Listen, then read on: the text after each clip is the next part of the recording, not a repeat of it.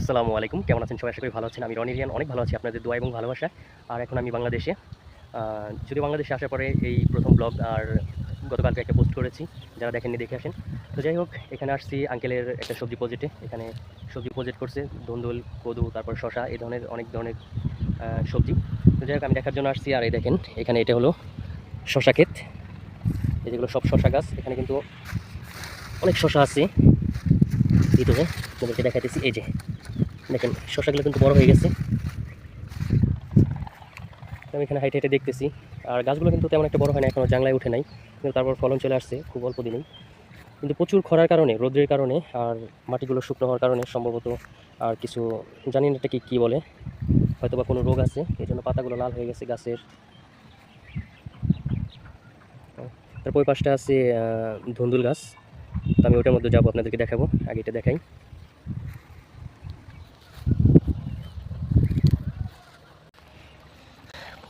তো সামনেরটা হলো ধুন্দুল ক্ষেত।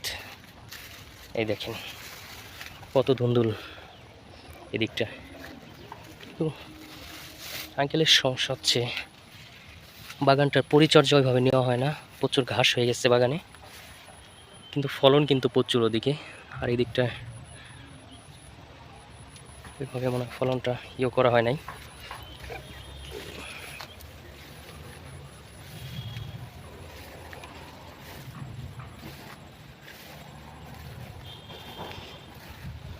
এই যে এটাকে বলা হয় ধুন্দুল আমাদের অঞ্চলে।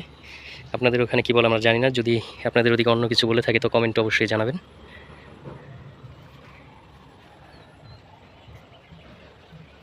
দেখেন কিভাবে করছে, এইভাবে বাঁশ দিয়ে, নেট দিয়ে, তারপরে জাংলা দেওয়া হয়েছে। আমরা এটাকে বলি জাংলা। পুরোটাই নেট দ্বারা বানানো হয়েছে।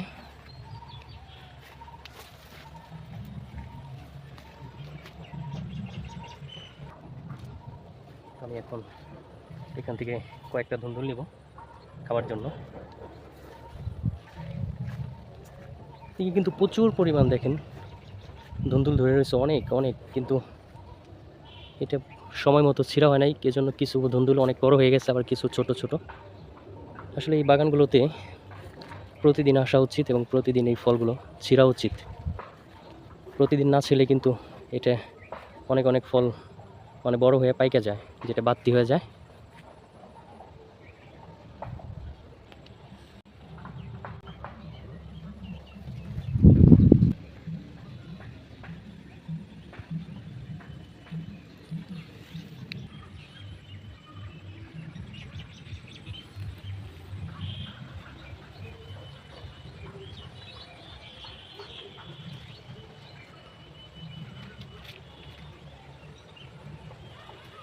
তো এখন আকাশে অনেক মেঘ জমে গেছে, হয়তো মনে হয় কিছুক্ষণের মধ্যে বৃষ্টি আসবো। আকাশে অনেক বৃষ্টি সাপছে। বাসার দিকে রওনা দিব। আর দেখেন প্রজেক্টটার মাঝখানে এরকম একটা ঘর তৈরি করছে, এখানে এই আসবাবপত্র রাখে যেগুলো প্রয়োজন হয় কাজ করার জন্য, সেই সমস্ত কাজের জিনিস এখানে রাখে। তো যাই হোক, আরেকটা জিনিস দেখাই। তারপর কিন্তু কাকারা এখানে নিজেরাই কিছু চারা তৈরি করছে, এখানে চারাগুলো উঠাইছে।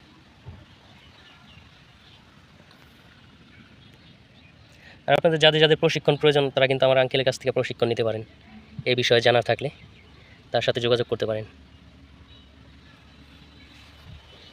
আমার কৃষিকাজ করার আগ্রহী বা চিন্তা ভাবনা করতেছেন কৃষিকাজ করবেন, তারা কৃষিকাজ সম্বন্ধে আগে অনেক ভালোভাবে বুঝবেন, জানবেন সেটা কিভাবে করে, সেটা আগে প্রশিক্ষণ নেবেন। নেওয়ার পরে তারপরে এই কৃষিকাজটা করবেন, অবশ্যই ভালো কিছু করতে পারবেন। আর এটা কৃষিকাজ লাভজনক একটা বিজনেস। এখানে আমার জানা মতো লস হয় না, যদি আপনি ভালোভাবে শ্রম দিতে পারেন আর পরিশ্রম করতে পারেন, এটা সম্বন্ধে ভালো বুঝেন, তো অবশ্যই আপনার এই কৃষিকাজ থেকে, কৃষি প্রজেক্ট থেকে আপনার লাভ হবেই হবে। তো এর জন্য আপনারা যারা এই উদ্যোক্তা হইতে চাইতেছেন বা হবেন, অবশ্যই ভালো করে আগে জানবেন কৃষিকাজের উপরে প্রেম, ভালোবাসা এবং সবটাই প্রয়োজন। এই কাজটার প্রতি আপনাদের যতটা বেশি প্রেম থাকবে, ভালোবাসা থাকবে, যে মন থেকে করতে চাইবেন, ততই বেশি সাকসেস হইতে পারবেন।